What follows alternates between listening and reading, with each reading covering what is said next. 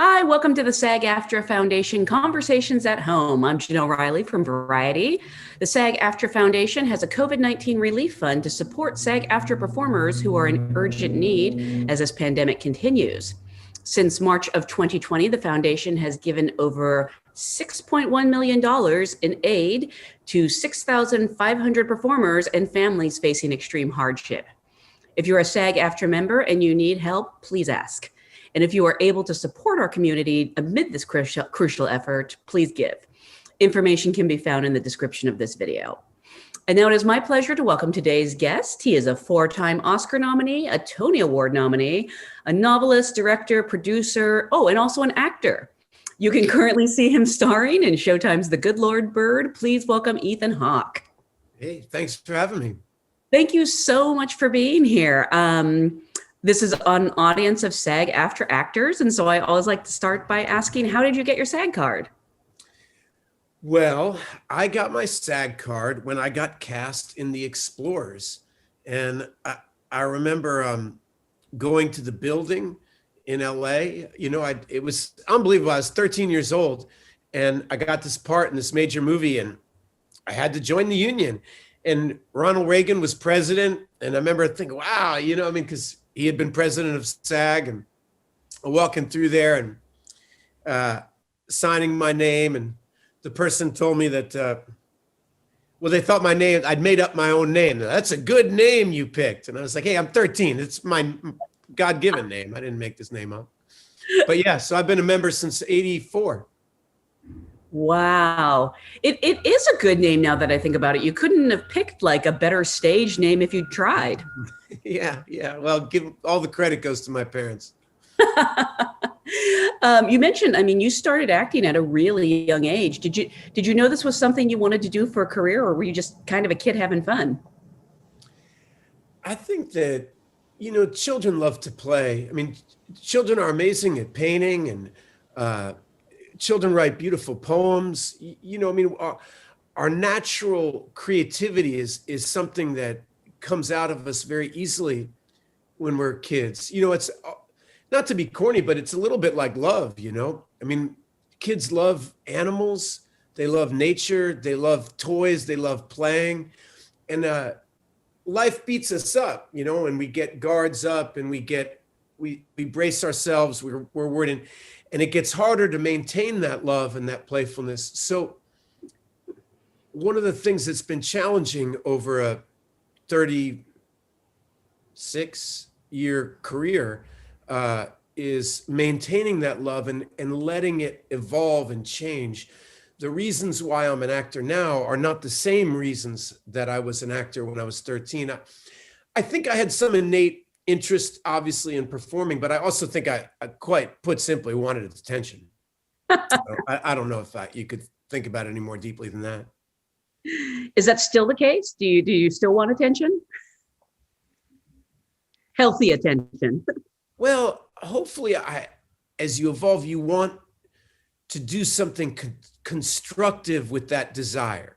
If you feed that desire in a neurotic way, it's never enough. Yeah. There's never enough attention, and always attention ends up turning negative. One minute people like you, and next minute they don't like you. And so you have to find a healthy relationship to your own desire to be heard and understood, and try to do something constructive with that desire, and not just kind of neurotically feed yourself.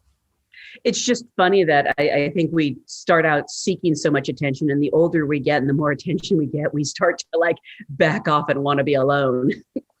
It's so true. You start hearing your own voice, hopefully more clearly.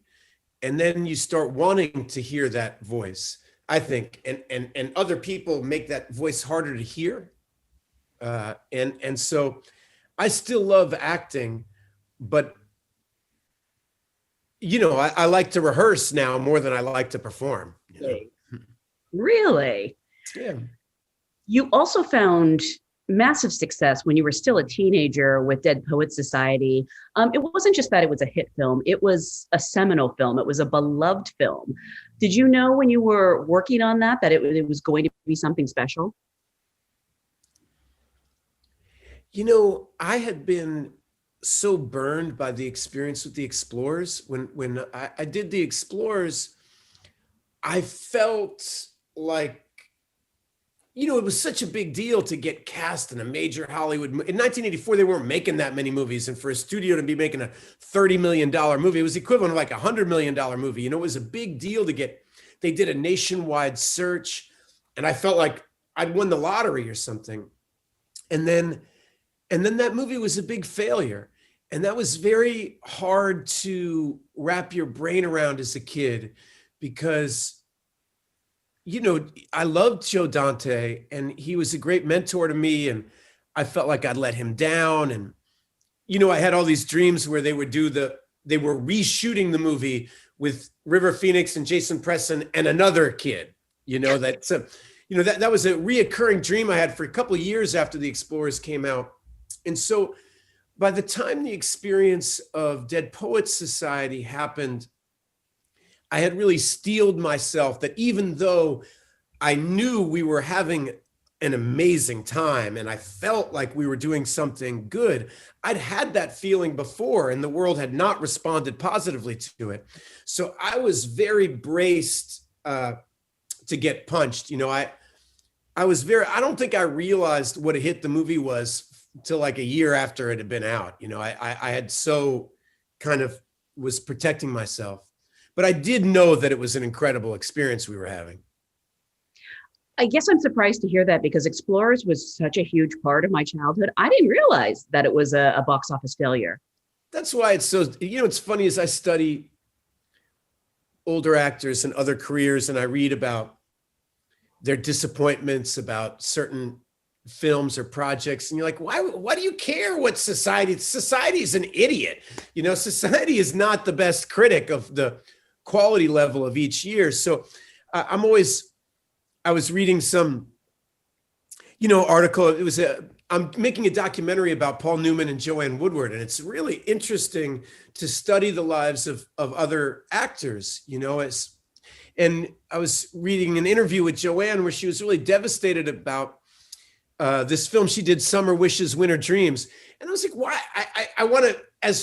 I want to be her friend and say, hey, dummy, it's a great film. You're only going to be in a handful of films. Who cares what, you had a great experience. Love it. But I know I feel the same way all the time. I mean, in a way, that's a good lesson to learn early on, and really probably set you up for a career where maybe it helped you against disappointment. I know it helped me. I know it helped me tremendously. And it's, what's that Dylan line? There's no success like failure, and failure is no success at all. It helps. I had the same experience with my Broadway debut. It was a terrible, we got terrible reviews and nobody came to see it. And it was with Laura Linney and I were doing The Seagull. But it was a great experience because you get forged in that fire.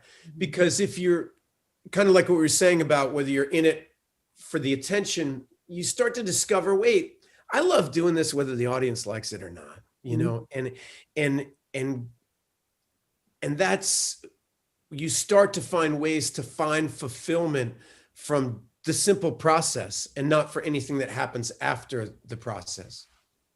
Well, after Dead Poets Society, you did something that I think actors 3 times your age take time to learn, which is that you were really choosing diverse roles. I know you did Dad with Jack Lemmon.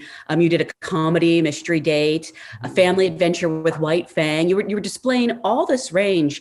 Now, maybe you were just taking the roles that were available to you at a young age, but it felt like you were trying to avoid being pigeonholed.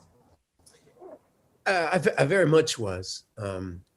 I was very conscious for some reason about how few young performers can transcend into being adult performers. And by the time Dead Poets Society had come out, I had fallen madly in love with this profession. The experience of working with Peter Weir and Robin Williams and following it up with Jack Lemmon, very few people ever saw the film Dad, but it was a powerful experience. I was on set for a long time. We shot that movie forever. Gary David Goldberg was the writer. He kept writing new. We shot it forever. And so I got to spend hours with Jack Lemmon in a hair and makeup trailer. I was 18 years old. I'd listen to him talk about Lucille Ball and doing live television with her, and his time during the war playing piano, and his whole relationship to performance. It was a powerful experience. He was extremely funny and extremely humble. And he was the kind of person, even though when I worked with him, he'd already won the Oscar. He was already a card-carrying legend. But if you spent 15 minutes with him, you forgot he was famous. He had no airs. And it made the profession seem like a worthwhile trade, like a craft worth learning. And so I was very aware as a young person to try to keep growing and putting myself in different kinds of movies so that I could change as an actor, because I didn't have that much confidence that I could do that. At the time, were you turning down other roles? I mean, how did your representation sort of feel about this? Because coming off of Dead Poets Society, I imagine everything was being thrown at the actors in that movie. Yeah, I remember, but you have to, you can't rely on representation to lead your career. You have to lead them. It's not their responsibility to figure out who you are. It's your responsibility to figure out who you are. I remember, they would want me to do some TV show, or I remember there was a real pull to, I was just a little bit younger than the Brat Pack, and I sometimes got offered movies to be with them. And I was very conscious of trying not to be part of I wanted to be my own person, and so there was some pressure, but I always was surrounded with nice people that understood when I explained the kind of actor I wanted to be.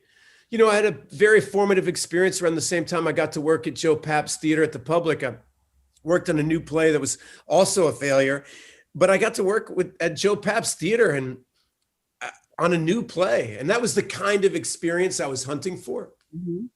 And I just had to beg them to be patient, to play the long ball. I mean, theater is something that has been really important in your career. It's funny, I only learned today, because I was literally just speaking to Laura Linney, that The Seagull was not critically successful. I had no idea until both you and her just mentioned that. Well, we were permanently scarred from that experience. But you didn't give up. You kept going back to theater. Oh, hell no. I mean, you can't give up. I mean, we're in a collaborative medium. One of the things, I have this great director who said this thing to me once. I said, "Are you going to the rap party?" And he said, "No, I never go to the rap party." And I said, "Why not?" He goes, "Because when you're the director and it goes well, the play we had done had been a big success." He said, "When it goes well, they think it's all my doing, and they don't understand that we did it. And I direct plays that are bad. The theater, movies, these are a collective imagination, and you don't need to take your success that seriously, and you don't need to take your failure that seriously, because it's when it goes well, like Dead Poets Society, for example, it's a little alchemical magic. Something gets created that's bigger than one individual. Tom Schulman wrote a great script. Peter was brilliant. Robin Williams was brilliant. But we've all done bad projects. It was just somehow the energy formed right, and it grew. And you don't have to take that much responsibility for it. You just have to take responsibility for your effort. And I should point out that your luck on Broadway improved. You got a Tony nomination for The Coast of Utopia, like a classic. And you had your own theater company, or maybe you still do. I actually don't know. No, not anymore. Not anymore. Is it Malaparte? Is that how it's Malaparte? Yeah. Malaparte. And I just learned that you sort of ran that with Jason Blum. Yeah. Yeah. Wow. Jason and I started that company when we were about 21.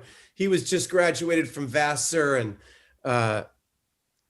he was one of the few young people running around New York that was in love with the arts, but everybody wants to be a movie star or a film director, right? But Jason was this amazing young guy who's like, I want to be a producer. and he wanted to make things happen for other people, and he had a vision of what he wanted to be, and we started a theater company. We had a ball. Well, I assume that you first came together on The Purge and Sinister, and obviously now he's doing Good Lord Bird with you. I had no idea. But he first produced, I mean, we did these, I don't know, 5 or 10 theater productions together. And then he also produced Hamlet, a film of, that I did with Michael Amareda. That was the first film we made together, Hamlet. Wow, I didn't know he was producing films even back then. That's amazing. Yeah. What do you love about the medium of live theater? It's terrifying, but it's also exhilarating. The theater is ultimately, it's the actor's playground. I mean, one of the things that's really hard about acting in movies is that we are incredibly reliant on the editor. I often feel when I make a movie, I feel like I've rehearsed a movie and the editor makes the film. It's like they observed our rehearsal and are deciding what the best bits are. When you're on stage, you're deciding the rhythm, you're deciding the energy. If you like it playing it silly, that's the way it's gonna go. If an editor doesn't like the take you did silly, they find one a little less, and then you get reviews where they say he was taking it too seriously, and you're like, I wasn't. It's a freaking editor was taking it too seriously. And a lot of people who are watching movies or in love with movies or criticizing movies don't understand that, how the, what's that line, how the pudding gets made or whatever, how the rub, whatever that expression is. It's a very, very collaborative art form. And the theater, you are in charge of your own gift. I like to say this about, if you sit at your television, right? You're at Netflix or Apple TV and you're clicking around, you can flip through 100 different shows and you very rarely see an actor suck, And the reason is the actor has a lot of help in film. You have a cinematographer, and if your hand's shaking and being really distracting, they frame it out, If you can't deliver that one line, they cut to your scene partner. And there's a lot of people around to help facilitate you. If you go to 10 Broadway shows, you'll probably see 5 or 6 performances that suck, or maybe a lot more. I'm being funny and glib, but it's a lot harder to use your whole body and use your whole voice to try to cast a spell. And you don't have that much help. And so it's really an actor's workshop, because if I can play Macbeth alone on stage and I can deliver all that and I can cast a mood and I can cast a spell, then when you come to play John Brown and you have all this help, it's like, it's like people who train running in New Mexico, where it's really difficult to run, and then you come run somewhere else where altitude's not as high. It's a lot easier. Taking weight off, it's so much easier when you have all this help. It's still very difficult, I should be clear, to give a great performance on film. But to be okay is not that hard. The thing that fascinates me about theater is you can give a terrible performance, and then the next night it can be a great performance. It's so ephemeral. And I see a bad performance on stage and I just think they're a bad actor. And then it's actually happened where I've gone back to see the play again for whatever reason, and they were phenomenal. Yeah, it's so mysterious. But some actors are like that. We're all really different. There's some actors that I've worked with, they're just always terrible in the first take. Or some that are always great in the first take. Like you start to learn, like, let's not start shooting it until the camera's really ready, because the first take's always their best. And then there are other people that just keep getting a little bit better, and I sometimes have a short attention span. I'm really good in the first couple takes, and then I start getting bored with what I'm doing and start changing it too much, and I'm not realizing that we're not doing other takes just for me. It might've been that the light was wrong, or it might've been the props broke or whatever. You have worked with so many amazing actors over the years. I mean, Denzel Washington and Sally Hawkins, Robin Williams, Philip Seymour Hoffman. you obviously have a very impressive career on your own, but is it ever challenging to not get intimidated? You know, especially something like Training Day, where like Denzel Washington is terrifying you throughout. You know, acting with Denzel is a little bit like playing baseball with Babe Ruth or something. You know, I mean, once he's operating at a really high level, I think he has all the equipment that an actor could require. I mean, he's not deficient in any category, you know. I mean, he can do it all. And working with him, you know, I did a funny thing on that movie. I watched a lot of Denzel Washington movies. I was a huge fan, but before I did Training Day, I watched a lot of his films. I was trying to see who else was really good with him. And a lot of people tend to start to watch him act. If you start watching, like I started when I saw Crimson Tide, I watched Gene Hackman. I was like, oh, Gene Hackman isn't trying to impress Denzel Washington. He's not trying to be his friend. He's not trying to help him. You know, Gene Hackman is taking care of his own work. And I told myself that that's what I have to do. I don't have to be Denzel's friend. I don't have to, he's got lots of friends, you know, he's got people to go to the Lakers game with. What he needs right now is somebody to play Jake. You know, I need to be this person inside and out. My imagination needs to match his. I need to know what's in my pockets. I need to know my character's middle name, what high school he went to. I need to have my stuff taken care of. And if I could bring that onto set with him, then I don't need to worry about anything else but that. You know, I don't need to worry about whether he likes me or whether he likes what I'm doing. In fact, he doesn't need to. Gene Hackman wouldn't care, right? So why should I? And that helps. Preparation is the best thing you can have for nervousness, I think, that you just have to be.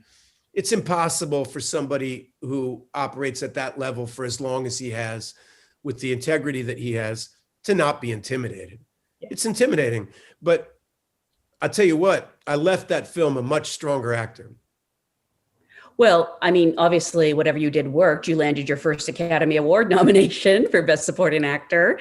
And I don't mean to be reductive, because it seems like you've always worked and you've always been giving great performances. But was something like that a turning point? Because it was a very serious movie. Now you're an Academy Award nominee. Does that change your career at all?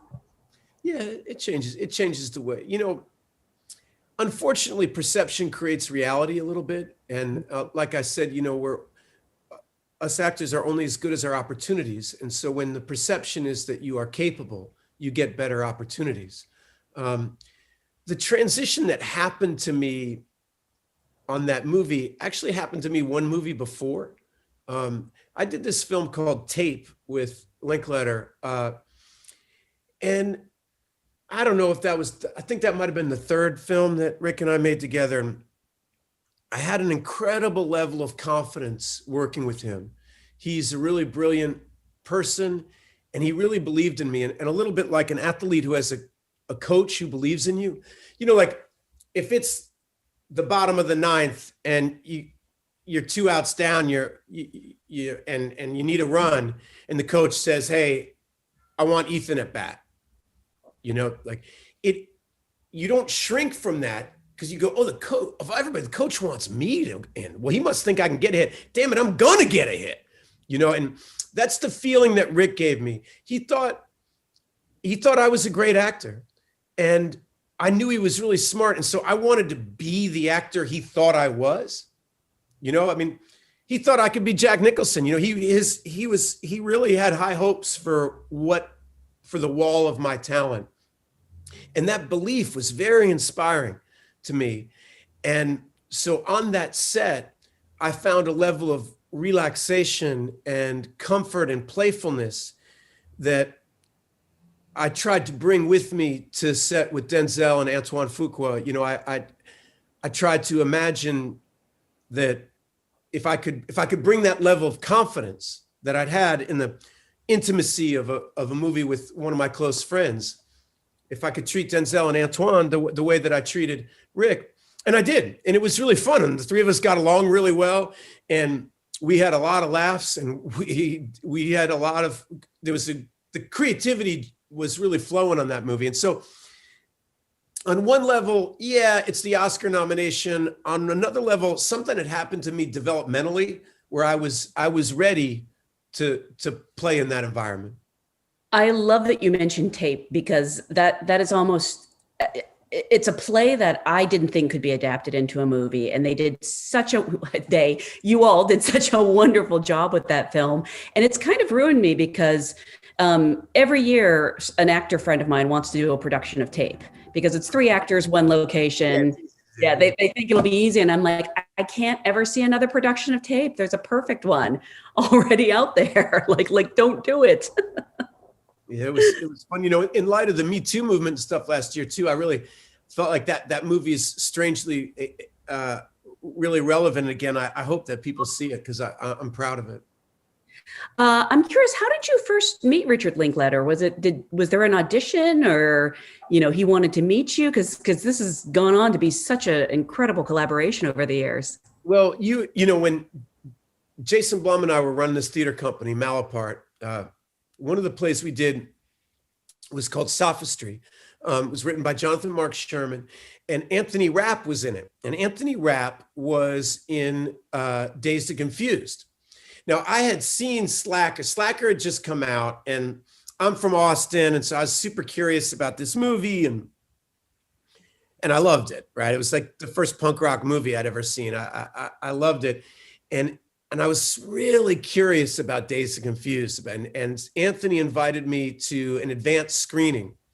And I remember Steve Zahn was in the play too. And Steve and I, on our day off, we snuck a 12-pack into this screening room and watched Dazed and Confused and just had a ball.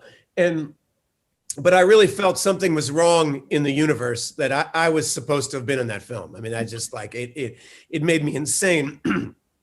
And so Rick came to see Sophistry to see Anthony. And we went out afterwards, and I told him, look, there's a wrinkle in the universe, man. You're supposed to be working with me. And we talked for, I remember we went to the Corner Bistro in Greenwich Village, and we talked till 4 a.m. And a couple weeks, as memory plays tricks, but as I remember, I got in the mail this script for Before Sunrise. And when the first script, it was set in San Antonio. It was very different and everything, but that's how we became friends. Wow, that's amazing. I love that when all roads lead back to theater. Because, sometimes you're doing a performance for 12 people in the audience, but it just has to be the right 12 people. Yeah. Speaking of all these, since we're talking to actors and stuff, I had this profound experience when I had a tiny little part in a Robert Redford film called Quiz Show. Tiny little part, and I had a little scene with Paul Scofield, but I love Paul Scofield. For people that don't know him, I think he won the Oscar for a movie called Man for All Seasons, but he did a million amazing movies. And in his obituary, he talked about the last few years of his life and how people kept wanting him to star in movies or go to the West End or go to Broadway. And he was just doing plays at the church near where he lived, and he decided that he wasn't going to act anywhere that he couldn't walk to, that wow. He ultimately came to realize that he was always performing for his maker, and it really didn't matter who else saw it. And that ideas can change the world. It doesn't matter if it's a movie that everyone sees or a tiny little theater. It's the ideas and the way they penetrate the universe that matter. And so he's just going to do it from home. I always love that story. Talking about working with people like Jack Lemmon and Paul Scofield or Denzel, where you can't help but be a little intimidated. I'm curious, are you sort of aware that now, like, actors might come to a set and sort of look to you as the elder statesman and want to ask advice of you? It happens. It was amazing.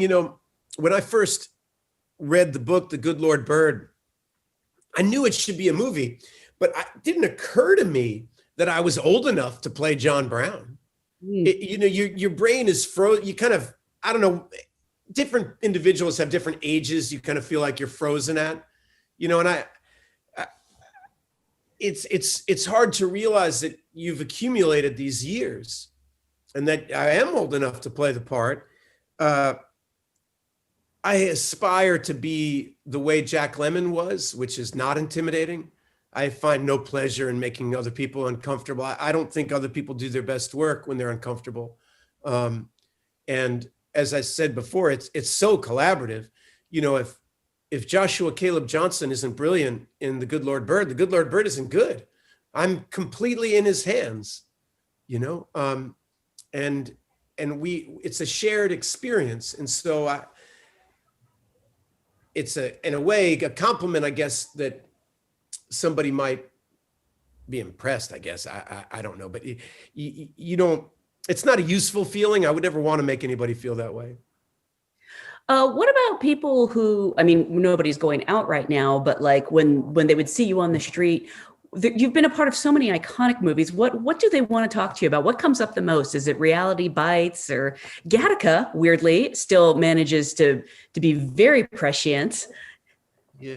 What's funny about acting is that there's just different pockets of society. There's a certain group of people that will come up to me and all they'll want to talk about is Sinister. If you're a horror fan, that's the dude from Sinister. Dude, that movie's so scary. And then there's, I'll see some sweet couple and they just binge watch the Before trilogy and they don't think I was in any other movie. And then there's people that think I'm the dude from Training Day and I'll never be anything but the dude from Training Day. And yeah, there's sci-fi geeks, Predestination and Gattaca. They have their favorites. I'll meet some jazz aficionado who wants to talk to me about Chet Baker. That movie you did was it's very interesting. I've made so many different kinds of movies now, like in different genres, that it's not, a lot of times people don't know me. They just know the movie. And I like that. I knew Gattaca had made it into the collective consciousness when The Simpsons made a joke about it.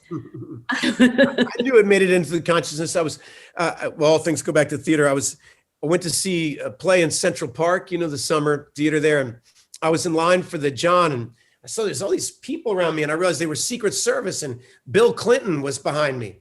And at line for the can, and he just was talking at me about Gattaca and about science. And his brain was on fire with Gattaca. And it's interesting what movies strike chords with what people. Wow, that's amazing. That was the first movie I ever saw at a test screening when I first moved. Okay. How did that happen? They give out like at the mall things like, hey, come see a movie. And what did you think of it? I loved it because I remember they kept like 12 of us afterwards and I was like a kid. I don't know why they cared about my opinion.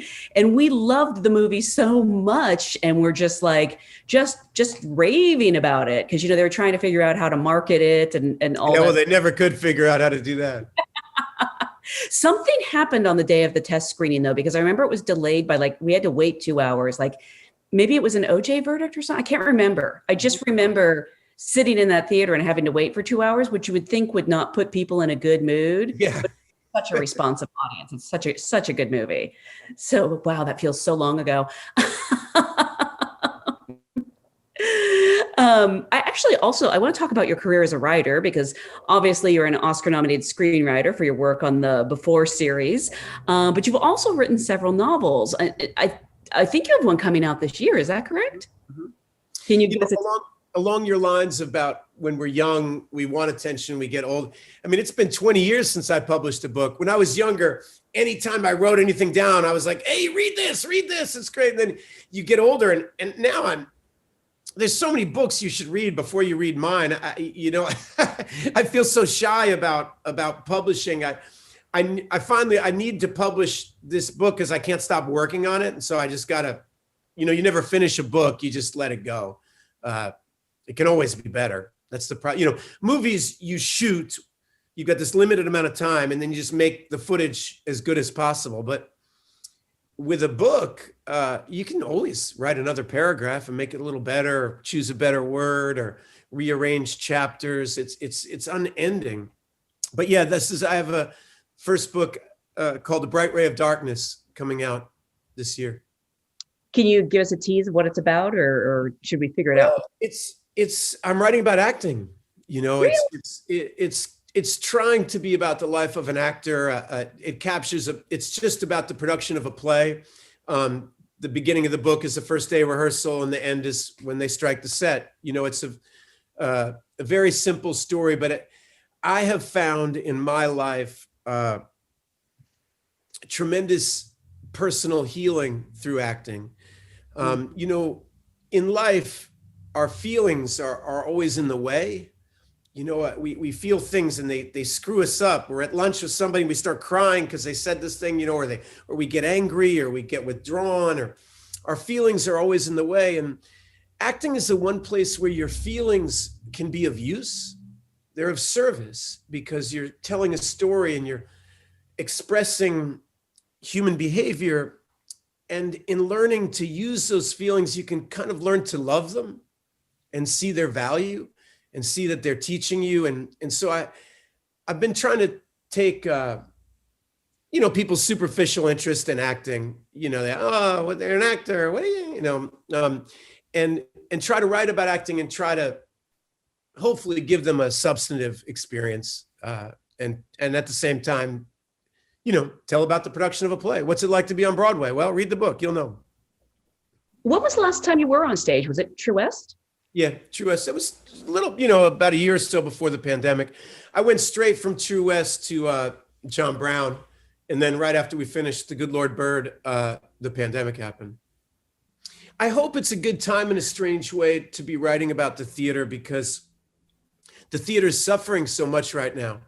You know, musicians and actors in the theater it's a tough year. You know, it's a big blow. And so I'm happy. I feel like the timing's right to kind of celebrate what a valuable experience I think it is for people to sit together in a room and tell stories and be with one another, breathe the same air, even though right now we can't. I miss just going. I know. You know, we opened up by talking about explorers and how you sort of learned at an early age that certain films might not get the love they deserve at the time. Over the years, have there been certain films or projects that you know you wish more people had seen, or you'd like to tell people now to check out? Well, you know, you love everything you do while you're doing it. I hesitate to do that because, I mean, there's so many little films that, you know, you've mentioned Sally Hawkins a couple of times. She's one of the greatest actors I've ever worked with. And we did this movie called Maudie she plays a painter in Canada. And if you're interested in a small romance, it's a killer film. She's amazing in it. And that was one. And you've mentioned a slew of the others. Born to Be Blue is a personal favorite. Just Chet Baker. I love jazz music, and this, you know, I love the movie Brooklyn's Finest, and all this stuff about, you know, I've stuff this year about social justice. You know, I've played a lot of cops, and so I've learned a lot about that whole world and that environment. And Training Day, Assault on Precinct 13, Brooklyn's Finest. Those are three police movies I really like. And you obviously, you've worked with so many amazing directors. I mean, and kind of early in their careers, like you worked with Alfonso Cuarón on what might have been his first American movie. Well, he'd done He'd done a Little Princess. Oh, I love Little Princess. Yeah, but so he'd made some movies in Mexico that were terrific, and then he got his break in Hollywood was to do A Little Princess, and then that went really well. And Great Expectations was his kind of first grown-up Hollywood picture. What do you like from directors? You know, when you show up to set, what are you hoping the relationship will be like? Well, when I was younger, I used to think like that. Like I want somebody to be like X. And now I work really hard on accepting people how they are. making a movie isn't long enough to change a director. You're not going to change the way they work. There's a Marlon Brando quote I love. Early in his career, when his passion was very alive, he used to say this thing where, I try to spiritually marry my director. I want to be their bride. I want to be the extension of their imagination, because we only really win if we win together. You know what? I mean, sometimes good things happen when people fight, but my favorite experiences are when the collective imagination really catches fire. So I try hard these days to try to figure out the way a director wants to work. I feel capable at this point to work lots of different ways. And I pride myself on it. And so I try to meet them where they're at. You know, some directors really care about the visual image. A lot of them are OCD. They're completely hung up about, they can't, if this thing is in the frame, you know, it drives them crazy. I did a movie with Pavel Pawlikowski, you know, who's a brilliant director, and I loved him. But I remember I had to do this scene where I had to fall down in the middle of Paris on my hands and knees and sob, you know, and I'm sobbing, and he says, "Cut." I'm like, wait, it's not good. He goes, this three extras back has got a green jacket on. It looks terrible. And when I was younger, I would have kicked my bag, and, you know, and now I'm just like, hey, look, and when you see his movies, you can tell he cares about the entirety of the frame. He cares about every little, he's watching you, but he's also watching other elements. And I start to feel the job of the actor is to excel in whatever environment you get set in, you know, that there is no permission to fail. What about you? Because you're obviously an accomplished director yourself. What do you think of yourself as a director? Are you someone who's really focused on working with actors? Are you really obsessed with the visual image? Where do you fall? The thing I love about directing is giving other people a chance to excel and creating an environment that is an environment that I would find most rewarding. You know, and yes, part of that is one of those people is the cinematographer. I want the cinematographer to be proud of their work, but I want my favorite movies are when all the elements, acting, photography, music, editing, you know, costume design, when they're all working as a whole. And you can't, like, when you walk out of The Godfather, you don't think about the actor. You think about Michael Corleone. You don't think about the costume design. It's just the world. You don't think about the editing. It's just it's just great. You don't know why it's great or what element or how the music worked. Or one of my first, I love this story I'm about to tell you, is the first film I directed. Well, it wasn't the first film, but it was one of them.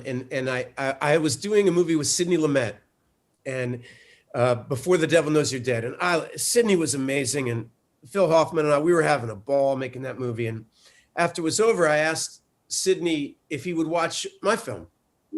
Like, would he watch my film and tell me how I was doing? And he said, yes, it's good. You're going to be a good director. You know, and you start fishing for more compliments or something. And I said, what'd you think about that scene? He goes, oh, that scene. It's funny that you asked me about that scene. And I'm like, why? He goes, because I could tell you really thought that was a great scene. Oh, wow.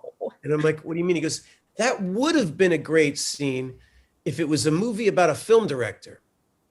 Instead, it was a film about the characters, and that scene was about the director. It was really well directed. I hated that scene, you know? And I think about that often now when I see movies where the director's, you know, trying to make a statement or something. It's fine, you know. I mean, you know, some of the greatest directors, you know, Godard, whatever. That Godard movies are about Jean-Luc Godard. You know, I mean, that's just who they're about. But my favorite movies are the ones that are about the characters and where you disappear into the world, and not one element outshines another element. I mean, when I directed Blaze, for example, Steve Cousins is a cinematographer, and we were really trying to match the kind of roots musicians. We didn't want to be self-conscious. We wanted to match the tone and mood. I remember Steve said this great thing to me when we were prepping. He's like, can we please not mention any other movies? Like, don't tell me you want it to look like Easy Rider. Don't tell me you want it to look like Badlands. Don't tell me you want it to look like Do the Right Thing. I don't want to hear any of that. Tell me what it feels like. You know, what does it feel like in your heart? You know, what time of day is it? What mood is it? What's the feeling? And I just started, that movie was set in the period of my childhood, and I would just talk to him about my childhood. And that movie looks exactly like the way I wanted it to. But I didn't tell him anything about what it felt like. As someone who wears so many hats, when you start to develop a project, how do you know what it'll be? Like, do you always know from the start it'll be a film or a documentary or maybe a novel? How does that sort of find its way to you? I don't know. I'm an actor. That's what I am. I have no ego about anything but acting. And there was a quote on my wall in my bathroom when I was a kid, and it's like one of these shaker expressions, you know, improve in one talent and God will give you more, was one of them. To master a craft, you must apprentice three. And I think somehow I love writing and directing because they allow me an insight into my own vocation, and they deepen my awareness of my true vocation. When you write, your respect for writing goes up. You know, I watch young people come in to audition for a movie, you know, say I'm acting in or directing or something, and they start changing the words all the time. They start thinking they're little improvs, they're genius. And I'm like, you know, the writer's right here. Or, you know, I wrote that scene and I worked really hard on those lines. So if you think you're going to improve them in these 5 minutes, well, if you want me to hire you, like I remember once, I'm sorry, I'm floating all over, but my brain is going with this. I remember I was doing a movie with this friend of mine, and he's like, these lines are terrible. And I'm like, I know. That's why we're getting paid. Like, we can know they're terrible, but the audience cannot. We have to sell this. Like, we got to make it great. We got to dig in and figure out why these dummies wrote it this way and sell it. And it's a better mindset to be in. Usually I follow my nose, and you know, sometimes, like when I started Good Lord Bird, for example, I kind of thought I would play Owen and Jeff Bridges would play John Brown. That's kind of like what I was thinking about when I started it. And then I slowly realized how old I was. And, but I always knew, I read this amazing book and I wanted to put it on screen. I didn't know it was going to be a limited series. I thought it would be a feature film. It just, your nose, you start talking to friends, it reveals itself. Mm. I was actually thinking, because you made the wonderful documentary Seymour, an introduction, and I was like, that would, it's a great film, but I was like, that would actually make a really good narrative movie. I don't know if that's something you'd be interested in down the road. Not really. What that film came out of having this amazing experience with Seymour Bernstein and having him play for me as 88-year-old piano maestro and feeling like the world, I wish everyone could be seated in the seat that I'm in right now. So I just tried to capture the moment. Blaze started because I met, I'm friends with this musician, Ben Dickey, and he started playing Blaze Foley songs. I'm like, shit, I should make this a movie. You should play Blaze Foley in a movie. And it all generated out of that. And, different things happen for their own strange reasons, he said. So obviously we have to talk about Good Lord Bird, which you created, produce, write, and star on the show as abolitionist John Brown. You found the book. Was that how it originally came its way to you? Was it a situation where you were just reading a book and you're like, this has to be a project, or did someone recommend it to you? Well, I was shooting The Magnificent Seven. And it was a really bizarre experience, actually, because I was doing this scene with Denzel where my character is suffering from PTSD from the Civil War, and Denzel has this scene where he's trying to give me confidence. He says, "The war's over, the war's over," and my line to him is, "The war's not over. It goes on and on. All this violence," and lines to that nature. And I'm learning my lines, and we're driving through Louisiana, and on the news station, there some talk radio people are talking about whether or not they should be allowed to hang the Confederate flag over the South Carolina Capitol.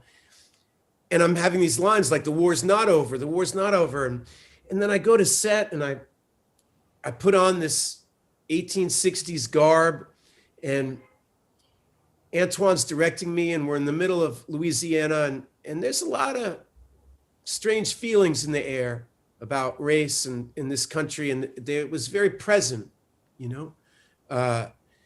And I found myself, it was just a very stirring experience to reenact this scene with Denzel. And the camera operator leans over to me and says, "You should play John Brown." And I said, what makes you say that? He said, "I'm reading this book, The Good Lord Bird, and I'm just looking at you and I'm thinking you should play John Brown." And I thought, what is that title, The Good Lord Bird? And he said, "Yeah, it's a book where it's about if you see a bird and it's so beautiful and you just say, 'Good Lord,' that's a good Lord bird." And I remember I got this weird feeling in my spine. I was like, that's a great title. And I couldn't forget it. So I ordered the book and I read it, and I was sitting there at home, and I'm just devouring this book, and I'm laughing my ass off. And my wife says, "What are you laughing about?" And I said, this book. And she says, "Isn't that about John Brown? Isn't that about the abolitionist?" And I'm like, "Yeah." She's like, "How is that funny?" I'm like, "You have to read it. It's amazing." And she read it, and then she was like, "We have to make this into a movie." And it just kind of happened like that. Wow. And bringing things full circle to theater again, you reunited with Jason Blum for this as well. I think I heard him say in an interview, he's always trying to get you to do things with him. Well, you can't make new old friends, right? And he's done a lot of amazing work, with Black Klansman and Get Out, and the whole horror genre that he's been involved in has brought an awareness to him about different communities and the ways in which fear works in people's lives, and how much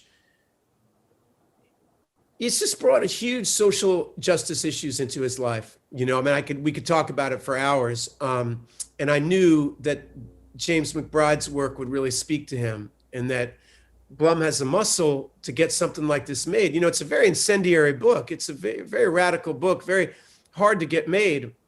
And I knew Jason would care about it, The show, it walks such a tightrope with its tone, because it is, I keep telling people, it's very funny, surprisingly so. It's also it's very smart. It walks that line, and it always works. It sounds like, I haven't read the book, but it sounds like a lot of that was in the book. Oh, that's McBride. That the razor's edge walk that we had to do on that film was, McBride has a tone that is extremely original. It's a little Mark Twain, it's a little Quentin Tarantino, it's a little Coen Brothers, but it's all James McBride. But I knew he uses humor to talk about political things that we don't want to talk about. I have to say, I've learned more. What's the right way to say this? Is like, when you listen to George Carlin or Lenny Bruce or Richard Pryor or Chris Rock, they actually can really change the way you think in the ways that a lot of politicians talking at you with an agenda don't. There's something about laughter that your body just laughs. You don't have a political, you laugh or you don't laugh. And one of the ways to best expose hypocrisy and really talk about hurtful things sometimes is to make people laugh. And if you make them laugh together, you can really do something magical. I mean, that for me was the magic of Get Out. You know, is it managed to be one of the best films about race in America disguised as a horror film. It was scary and it was hysterically funny. But whereas if somebody said to you, do you want to see an important film about race? They would go, yeah, and they wouldn't go, you know. But you say you want to see this horror movie called Get Out, it's really funny. You think, yeah, and then you walk out and you're like, you know, that movie really made me think. McBride has the same power.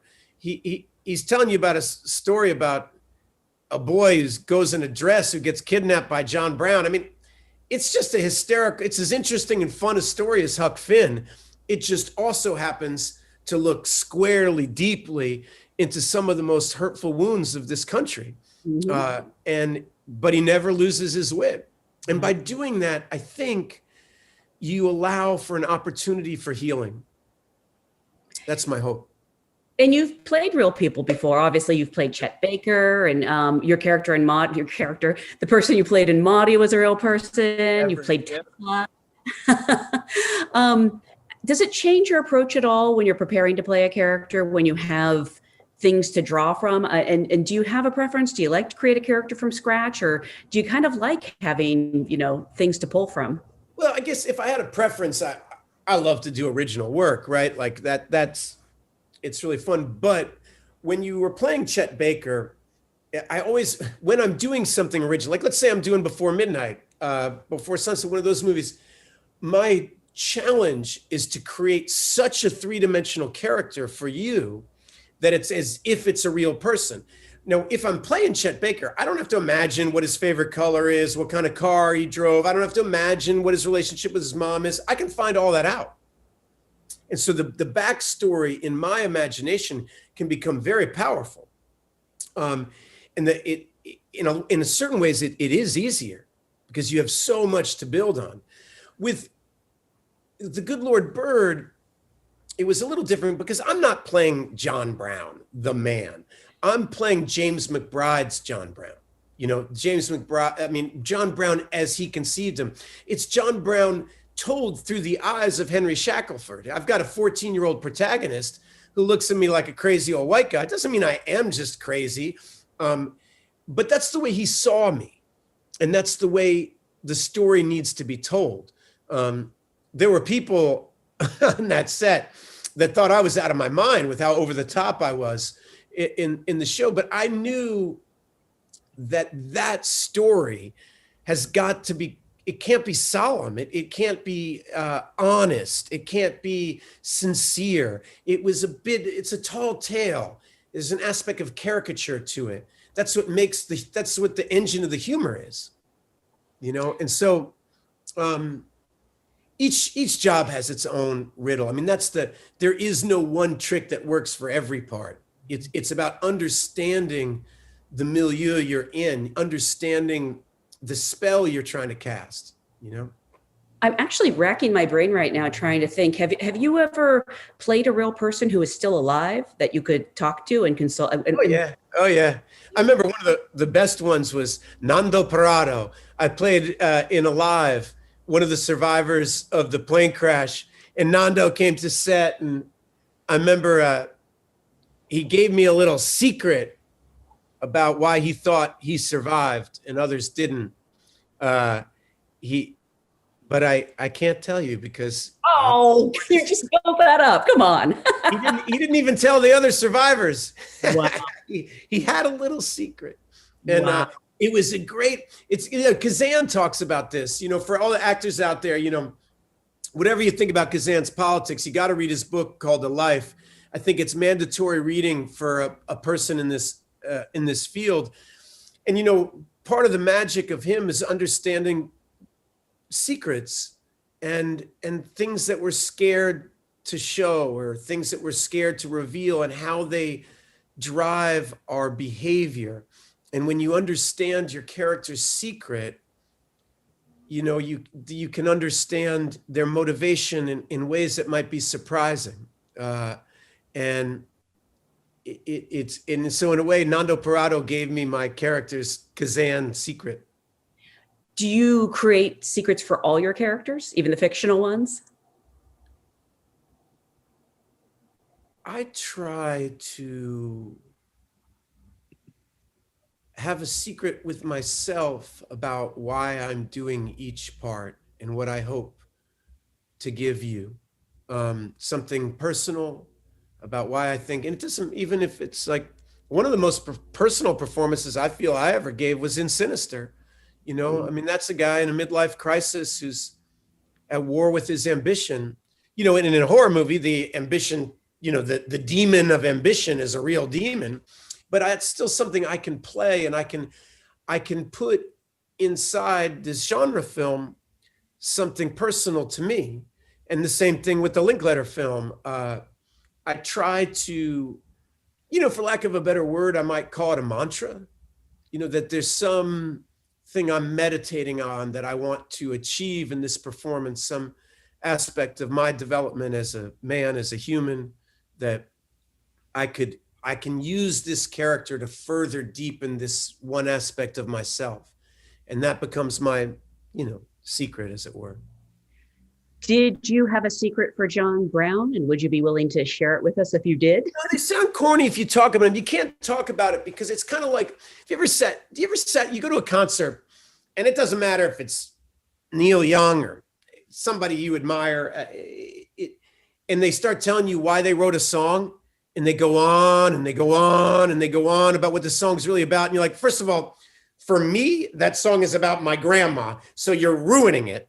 You know, I don't want to know all your dumb secrets, that why you thought that rhyme was so clever.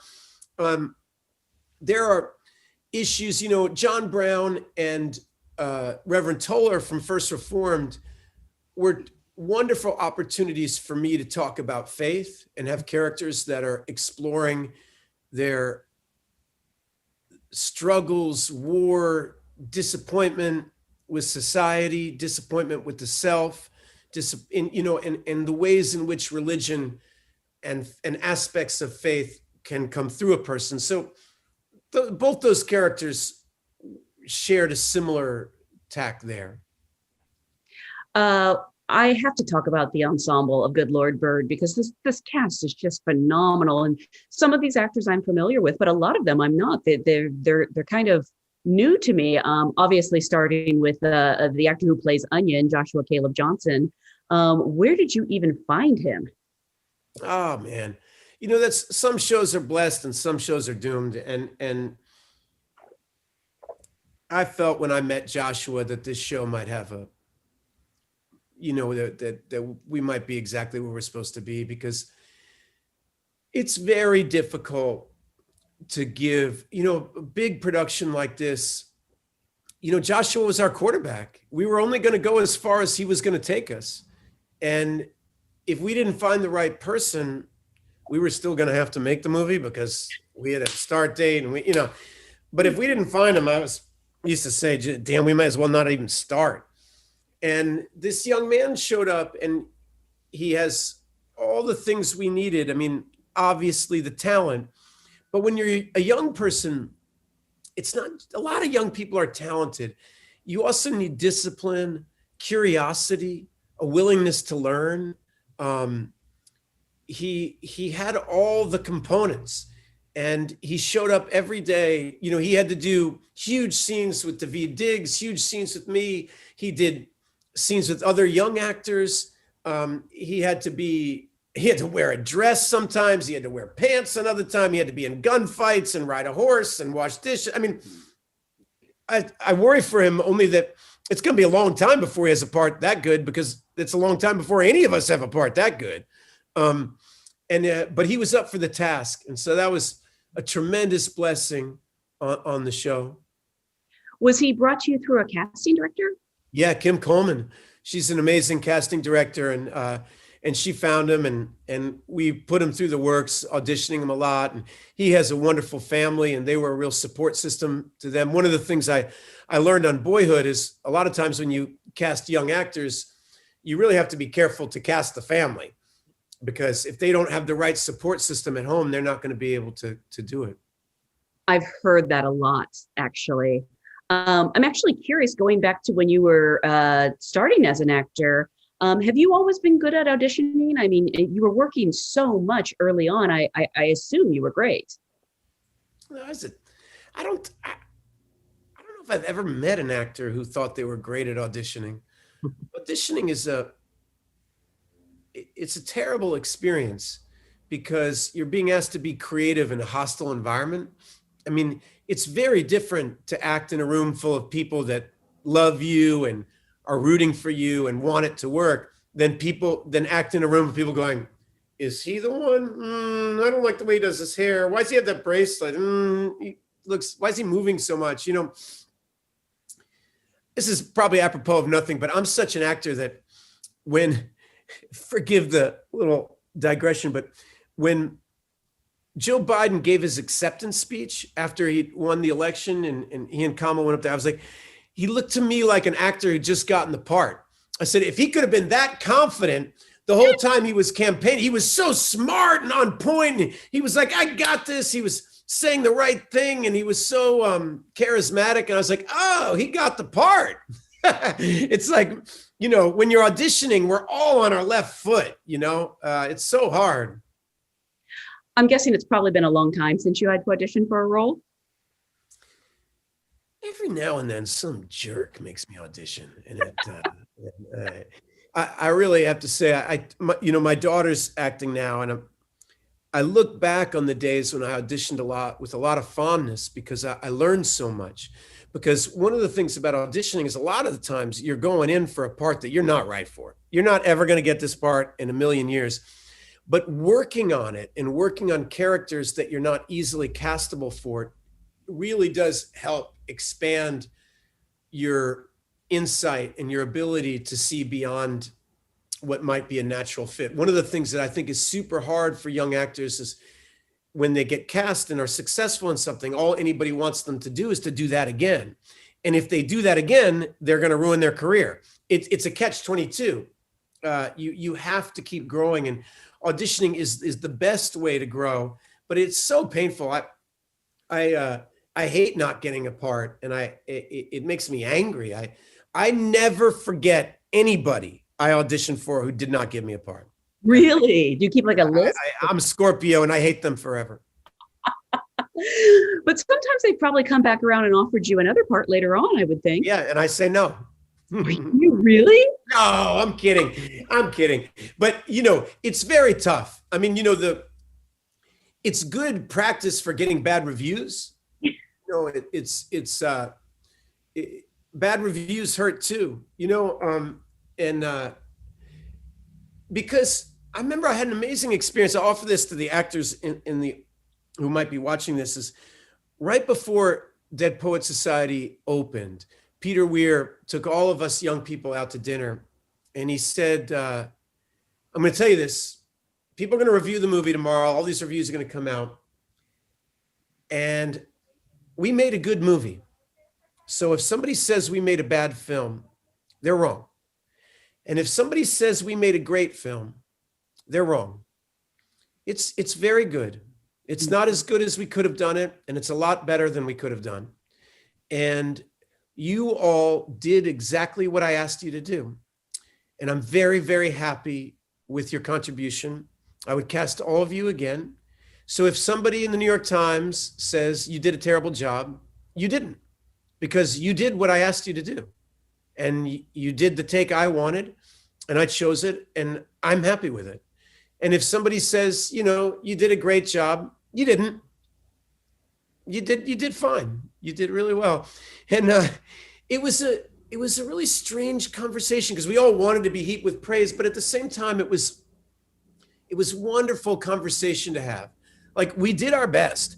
And people don't know what we were trying to do. They don't know what the director asked you to do. They don't know that they made you wear that stupid hat. And if you didn't wear the hat, you were going to get fired, you know?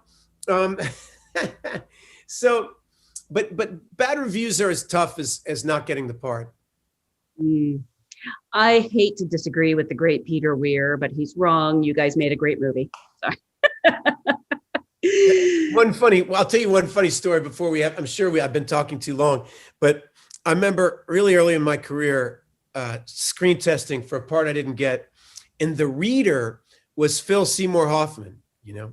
No way. Yeah. So I'm reading, he's playing opposite with me, and He wasn't in the movie or anything. He was just hired by the casting director to be the reader.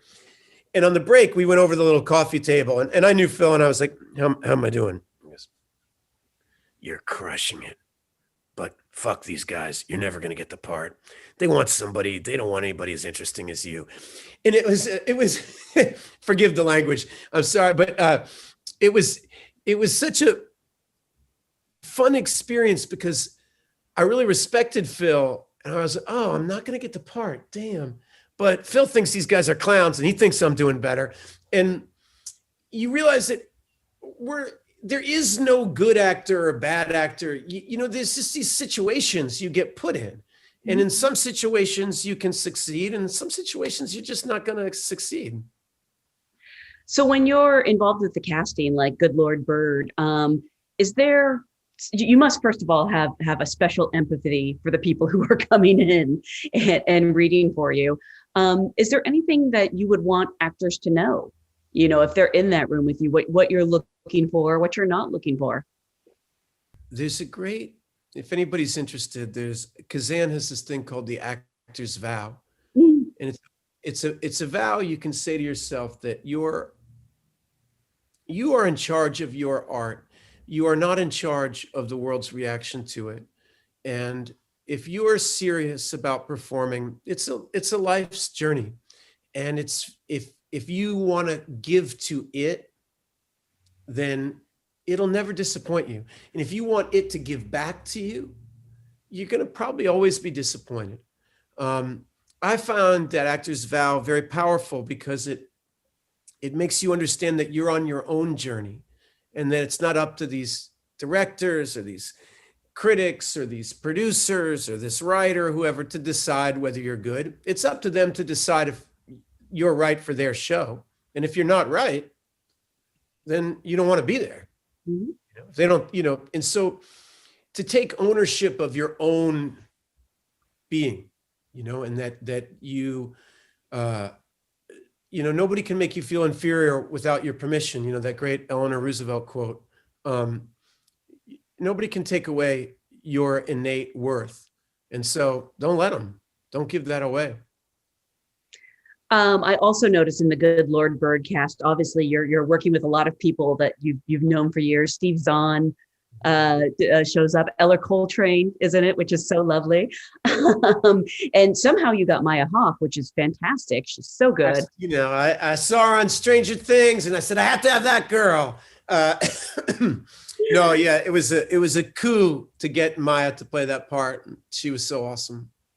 How did she express to you early on she wanted to be an actor? Like, how did you feel about that? It was very obvious to me that as a very young person that I was charged with raising a very powerful thinker. She was a poet from a young age, and I don't know how that poetry will manifest, whether it's in acting or music or directing or photography. When she was a kid, I didn't know if she would be an actor, but I knew that she was an artist. She would constantly say the most profound and surprising things, and the strangest things would make her melancholy, and the strangest things would fill her with curiosity. And she's always had that. And so as she gets more in charge of herself, she becomes a terribly valuable resource on a film set because she's very creative. And whether she's talking about her costume or staging a scene or what time of day a scene should be shot, or how she relates to Joshua, or whatever her scene partner is. I find her to be an absolute delight to be around. And so people ask me, do you want her to be an actor? It's not up to me. She's her own person. She always has. It's not even up to me to have an opinion about it. She is herself. And that is a great and amazing thing to witness. So I just want her to continue to be herself in whatever ways. It does not surprise me at all to watch her excel at acting. because I always thought that she would if she set her mind to it. One of the actors that I feel you discovered, because I wasn't familiar with his work before, is Hubert Point-Du Jour, which is the best name ever. I just struggle saying who plays Bob. Was he someone you knew, or was he someone you found through the audition process? No, I'd love to say I did, because, one of the things I discovered with McBride's writing is that people with a theater training really excelled with McBride's writing. It's not naturalistic. It's not real. So people like Daveed Diggs really understood how to handle that dialogue. Orlando Jones really understood that dialogue. David Morse really understood that dialogue. They could really have fun with it. But and Hubert, I just felt like he was, he was our ace in the hole. Whenever we needed somebody to come through in a scene, it was always Hubert, because he's got a natural grace and wit and dexterity with language, and he's facile with all emotions, and I think he's going to have a huge career. I walked away from that experience being absolutely blown away by him. It sounds like a strange thing to say, but you guys have such great chemistry together on screen. I don't know, did you do any sort of chemistry reads with some of these actors? Yeah, sure. But I've been doing this so long that I know pretty much immediately how it's going to go. I mean, like somebody's played guitar their whole life can kind of tell how somebody picks up the guitar, how they're going to play it. I knew immediately that Hubert and I spoke the same language. We think about acting in the same way. Before I even worked with him, I was working with him on how to help Joshua. He has a lot of big scenes with Joshua, big scenes. They make it look effortless, so you don't really notice that it's just like a 5-page scene they did in one take. But Hubert understands just simple things about talking and listening and being present and letting the camera disappear and letting the imagination come forward. And I mean, he understands all that instinctually, or not instinctually. He's learned it, but he's good at it. And so I don't know. I enjoyed playing with him. I'm glad that you said that. About 3 days into working with him, I wanted to do a play with him. I was like, what can we do together? I want to do something great with you, Well, I mean, I feel like there has to be a possibility you could do a second season of The Good Lord Bird, even if it's like a prequel or, John Brown ends on the gallows. I don't want to give it away, but I mean, yes, you could do it.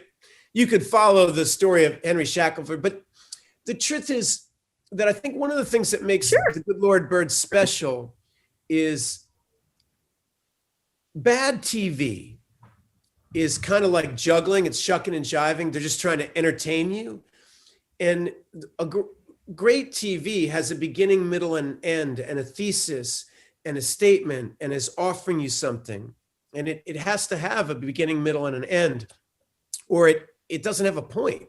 That's why, like, when they say Jumping the Shark and they're in the 12th episode of Happy Days, they're just shucking and jiving, right? They got these great characters and they're just making it roll. And we love the characters, but the story doesn't have a point anymore, right? And so I'm proud of The Good Lord Bird, because what we really managed to do is to make a 7-hour film. And yes, you could continue the story of Henry Shackelford, but you'd have to talk to James McBride about that. This is his, we're players in his song. This is his material. And if he ever had anything to say about the continued adventures of Henry Shackelford, you'd have to ask him. You referred to The Good Lord Bird as a film a couple times, and I was curious if that was because you see it as a 7-hour movie, or if maybe at one time you envisioned it as a film. I think when I started, I thought of it as a film. My wife and Jason Blum were both adamant that the problem with film is I would have had to cut out 4/5 of the book, and that we're living, audiences are experiencing stories in a different way than they used to. I mean, people are listening to 6-hour podcasts, for crying out loud. The form is changing. And so the advantage of a limited series is that we could continue the exact same architecture that McBride had created for the novel. We didn't have to pour water in the beer. We didn't have to chop off the best parts to make it, we could really tell the whole story as it was conceived. And that was amazing to be able to do. And again, I'm not trying to be greedy, maybe a little, but I am saying prequel or, deleted scenes from these adventures. Just saying, if season 2 was ever possible. Talk to James McBride. I will send him a strongly worded letter. Yeah. And this is a period piece. You're working with animals. You're working outside. Was it a challenging shoot? I mean, this is the most challenging thing I ever did in my life. I mean, really? Oh God, the first day, it's 107. I'm all in wool. I'm doing a scene where I have to have a shotgun hidden in my jacket. If I didn't think I was old enough to play the part, I learned the first day that I was, because I was the closest I ever came to a heart attack. I'm shouting at these people and screaming at them, shoving guns. And every time you fire the guns, it gets hotter in that room, jumping on a horse. And those are just the physical parts that were hard. The subject matter is hard. The tone is hard. The world is hard. Looking at that period of history breaks your heart. And so asking people to reenact these painful situations, explaining to a child that they're playing a part where they're for sale. Why would you ever, you have to believe in the power of art and the power of story, and that in reenacting these events, you can learn from them and you can grow from them.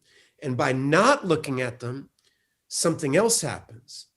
If you don't look at it, another darker thing happens. But it's very painful. And then to do that, and also then you're doing the story, and the story is a sense of humor. It's a very dangerous walk, and it was very challenging for everybody in the cast. We needed McBride to come to set a lot and talk to us about what the goals were. We were shooting in Virginia on the 300th anniversary of the first slave ship's arrival. We were shooting a slave insurrection scene, and it was, Kevin Hooks was directing. He's a beautiful man and a beautiful director, and it was very challenging for everybody to kind of go all right, why are we doing this? What are we in service of? And it's 107, and the horses can't stop, doing what horses do. It was challenging. I'm going to guess it was also probably the longest shoot you've ever done. Well, unless you count Boyhood, I guess. Yeah. But still, days-wise, it was extremely long. When we started, it was 107. When we ended, it was snowing. Wow. And despite, the heavy subject matter, were you able to have levity on set? It's a challenging shoot. Was it a fun shoot? Oh, well, the people were fun. I got to work with these amazing actors. I mentioned a lot of their names, but when you're a performer and you have a great role, you're having fun. Yeah. When we couldn't believe how we're the first people to reenact the Harper's Ferry raid on screen. There's been 9,000 movies about the Alamo or D-Day or all these other things. And this is one of the most dramatic moments in US history. Black people and white people working together to try to end slavery, getting killed. It's powerful stuff. It's putting your finger in the electrical socket of the universe. I have a great belief in the power of McBride's writing, and I felt like it was an honor to tell the story. So yeah, we had fun. We certainly did. Are you the kind of actor who has trouble letting go of a role at the end of the day? Do you take it home with you?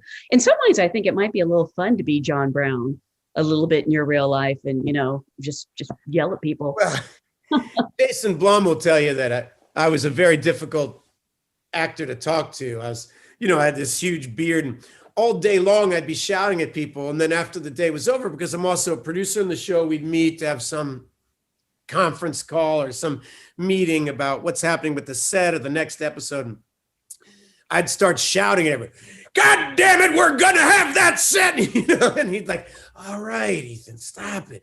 And I'm sure the character was, the character. It was one of the things about actors is, our emotions are our currency, and we have to learn to access them to do our work, and then it's hard to turn it off. Exactly. You're teaching yourself all day how to have access to anger. Well, then your wife says, "Do the dishes," and you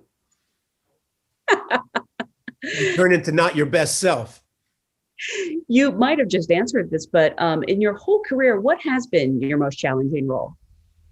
Oh, the good Lord, Bird. It is. Yeah, by far. I mean, there's been some ones. It was, if you play one of the great roles like Macbeth on Broadway, or I did The Coast to Utopia you mentioned, was when we did it in its entirety, it was 9 hours. So the play started at 11 a.m. and it ended at 11 p.m. With the intermissions, it was a full 12-hour experience. I mean, those were challenging days. But everything that's challenging in life, they become the most magical memories. That's the strangest thing about life, right? Is the harder situations are, the more you learn and you grow from them. So when the pain of them is over, you look back on them with this kind of melancholy. I remember at the end of Before Midnight was really hard. That was a very difficult film to make. I don't exactly know why, but I remember leaving Greece and being absolutely depleted. So there's been a few times. And can you talk at all about what you're working on next? Because I believe I heard you're working with Robert Eggers, which sounds like a perfect pairing. Well, he's making his Viking epic. It's it's called The Northman. It's Alexander Skarsgård, a bunch of great, Bjork and Willem Dafoe. It's going to be an amazing movie. I mean, he's shooting for the fences. It was we made it during COVID in Ireland, and it was very, very difficult, but we did it.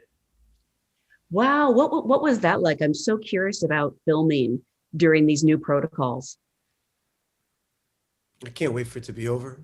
Yeah. I mean, it was beautiful because it's what we can learn new tricks.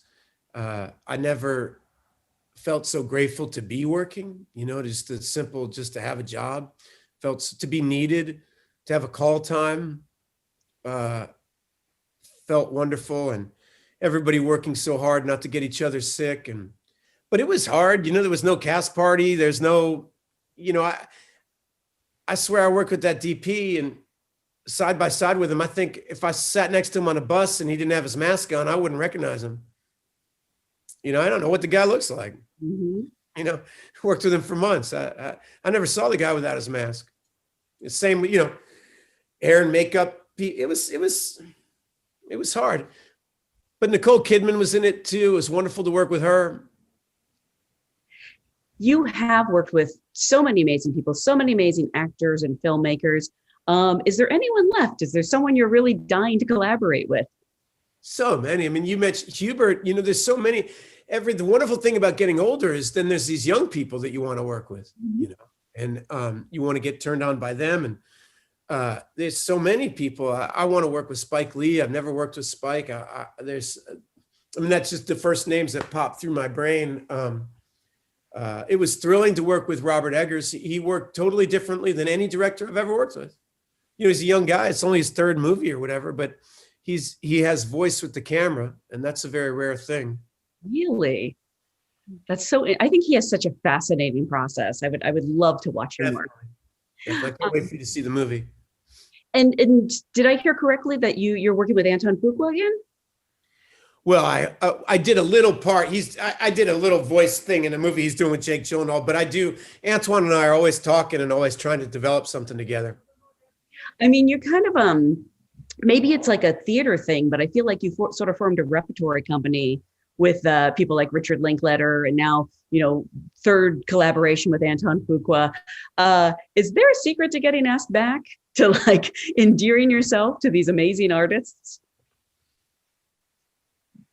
Well, you want to help the filmmaker make their film, and I kind of feel like it's the same secret to being a good teammate. I love sports, and I love the players who make other players great. It's so fun to watch the type of player that helps facilitate the team. That's always my goal, is to try to help the other actor, help my scene partner, help the DP do good work, help the director. That's how you kind of get out of yourself. And, obviously you have to protect your own work, but it's always, you elevate when you elevate others, right? Like I said, it seems like you've always been working, and I'm just sort of curious because it is a really tough business.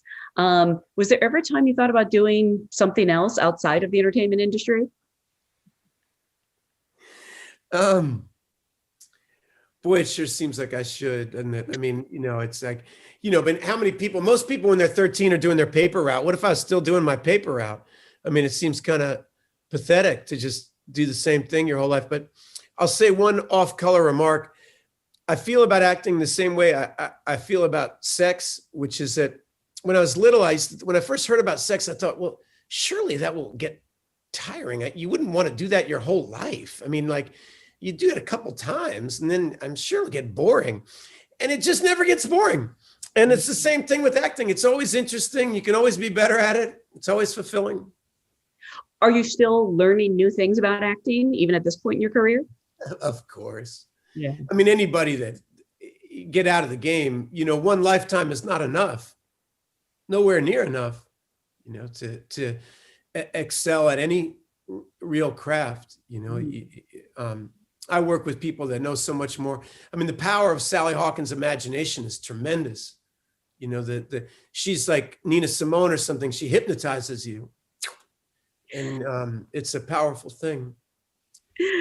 Well, I want to remind everyone watching at home that all the episodes of The Good Lord Bird are now available on Showtime. I want to thank you so much for being here today. Thank you for your time and for sharing your craft with your fellow artists. Well, thank you guys so much. Thanks for having me on the show, and I hope it wasn't boring. Not at all.